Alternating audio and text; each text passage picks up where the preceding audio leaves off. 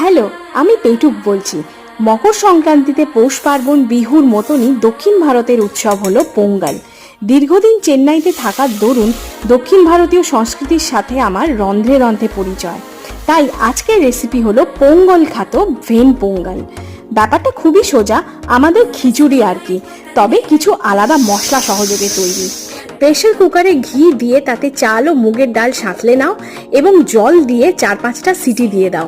সেদ্ধ ভাতের জল ও নুন ভালো করে মিশিয়ে ফুটিয়ে নাও। এরপর আলাদা একটা প্যানে ঘি, গোটা গোলমরিচ, জিরে ফোড়ন দিয়ে তাতে আদা কুচি, হিং, কুচনো কাজু ভালো করে ভেজে কারি পাতা অ্যাড করে নাও।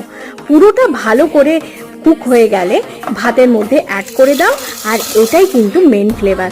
তো ভালো করে মিশিয়ে দিলেই কিন্তু তৈরি হয়ে যাবে ভেন পোঙ্গল।